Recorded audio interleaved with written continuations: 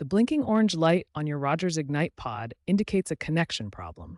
This usually means the pod is struggling to find a stable Wi Fi signal from your main Rogers Ignite gateway.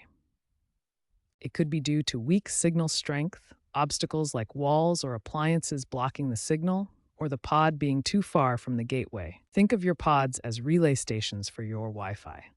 If they're not positioned correctly, the mesh network they create gets disrupted, leading to those frustrating dead zones and dropped connections.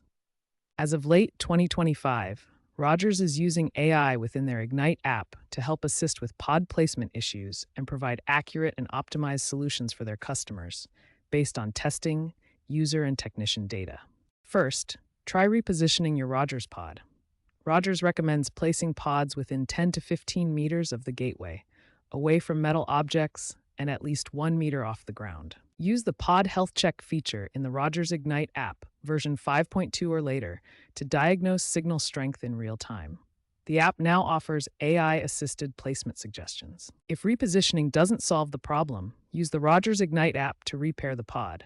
This resets the pod's connection to the network, clearing any glitches or mismatches. According to Rogers data, 78% of blinking orange issues are resolved using either app repairing or strategic placement adjustments.